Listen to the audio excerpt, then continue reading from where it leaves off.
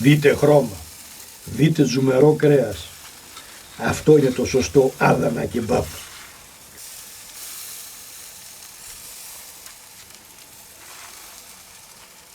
Λοιπόν φίλοι μου, σήμερα δεν πάμε απλά για κεμπάπ. Πάμε για Άδανα κεμπάπ. Πικάντικο, ζουμερό και με χαρακτήρα. Από αυτά που αν δεν τα φτιάξεις σωστά, γίνονται στεγνά και άνοστα. Αλλά έτσι και τα πετύχεις, εφραίνεται η καρδία σου. Ξεκινάμε με τις πιπεριές. Θα τις κόψουμε σε μικρότερα κομμάτια. Θα τις ρίξω στο μούλτι και θα τις πολτοποιήσω. Θα τις ρίξω στο σουρωτήρι και θα τις στύψω καλά. Δεν θέλουμε καθόλου υγρά.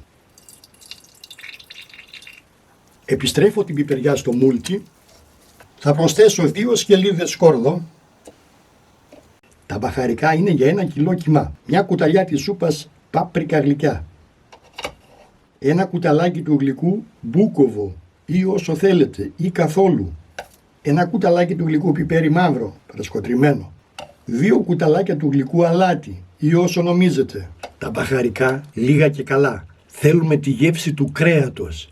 Δεν το πνίγουμε στα μπαχαρικά και να μην ξέρουμε μετά τι τρώμε. Θα τα ξαναχτυπήσω.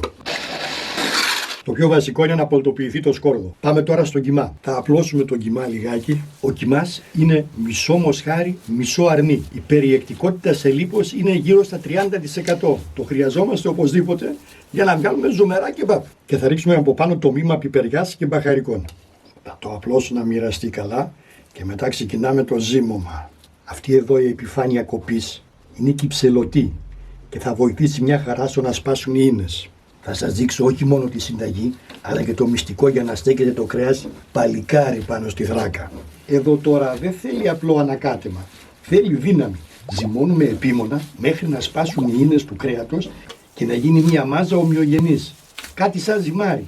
Αυτό είναι που αργότερα στο ψήσιμο θα κρατήσει το κεμπάπ στη σούβλα και δεν θα διαλυθεί. Το ζυμώνω και τα λέμε. Ακριβώς για 10 λεπτά τον ζύμωσα. Άμα προσέξετε τώρα εδώ, έχει γίνει κολόδες και φαίνεται σαν να έχει κάνει κλωστές ενδιάμεσα. Έτσι πρέπει να είναι. Και τώρα θα τον βάλουμε για καμιά ώρα στο ψυγείο. Φυσικά και μπορεί να μείνει και όλο το βράδυ στο ψυγείο. Όσο ο κιμάς μας δένει και παγώνει στο ψυγείο, εμείς δεν καθόμαστε. Ετοιμάζουμε τη δροσερή μας σαλάτα. Θα κόψω 2 κρεμμύδια στη μέση και μετά σε λεπτές φέτες. Θα κόψω και 2 ντομάτες σε κύβους.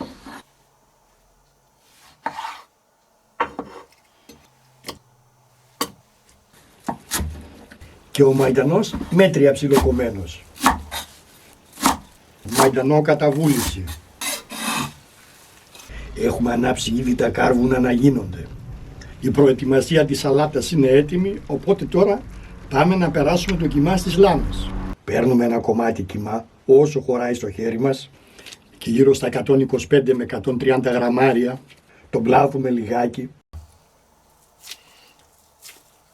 Τον απλώνουμε πάνω στη λάμα και τον πιέζουμε καλά να κολλήσει.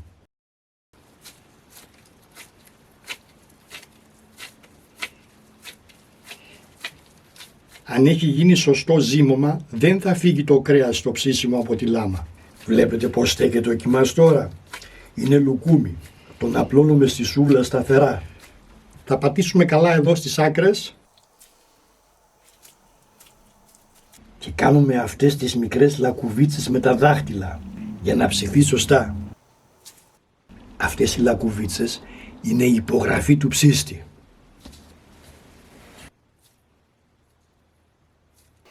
Έτσι ακριβώς.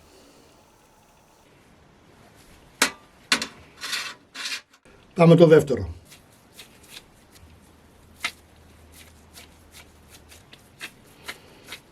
Κόλλημα στις άκρες.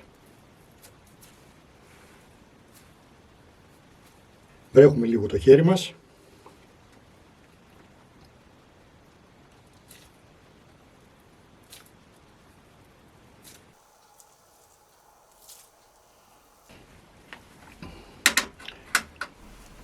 Περνάω τα υπόλοιπα και πάμε να ψήσουμε.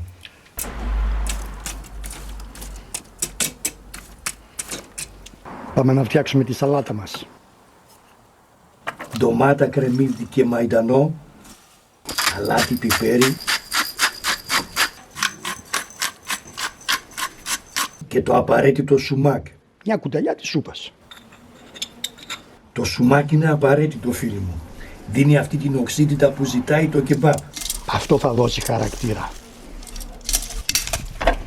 Η δράκα μας είναι έτοιμη. Τα κάρβουνα έχουν ασπρίσει.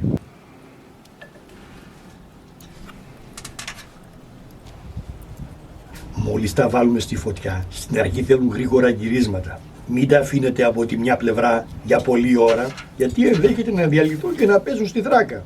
Κάνουμε γρήγορα γυρίσματα, ώσπου να θωρακιστούν. Έτσι το κρέας φύγει γύρω από το σίδερο και δεν πρόκειται να πέσει ποτέ. Μετά από 30-40 δευτερόλεπτα τα γυρνάμε.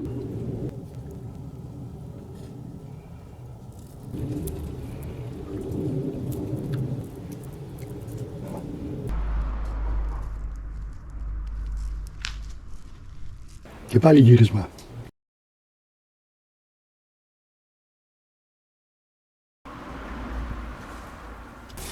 Ρίχνουμε και την πίτα επάνω να πάρει τη γεύση από το κρέας και τον καπνό.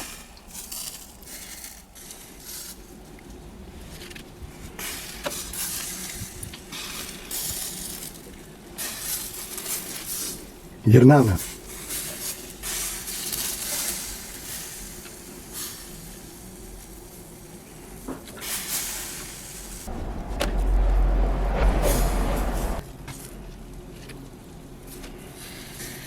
Έχουμε και ελληνική πίτα.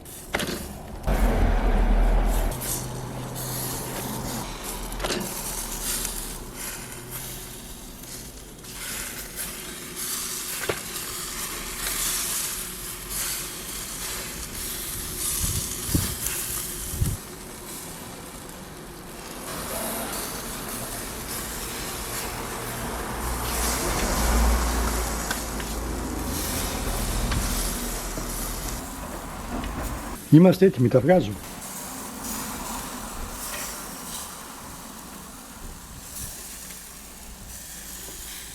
Τέλεια.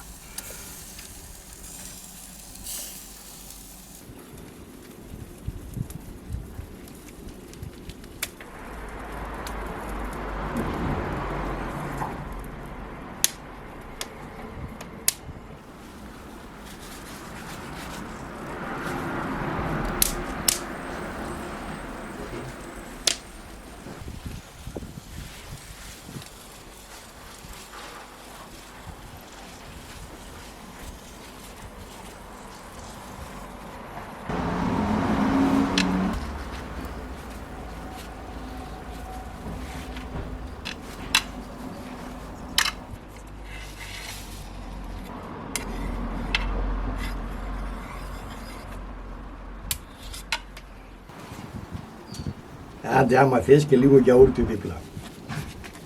Και τώρα πάρε μια μπουκιά. Ζουμερό, πικάντικο, μυρωδάτο. Αυτό είναι άδαμο.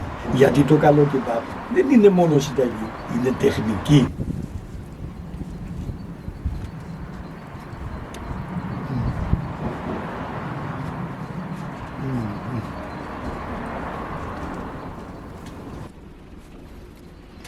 Πράγματι, έχει μια ξεχωριστή γεύση.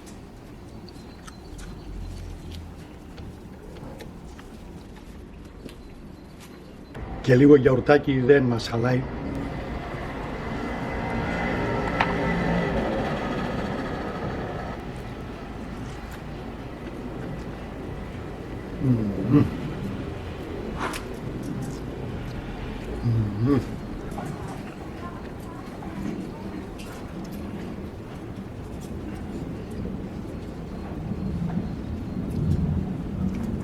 Και άμα σου άρεσε ρίξε ένα like. Κάνε εγγραφή αν δεν το έχεις κάνει ακόμη και γράψε μου εσύ το κεμπάπ το προτιμάς καυτερό ή πιο ήπιο. Και να θυμάσαι, το κεμπάπ θέλει χέρι, όχι βιασύνη.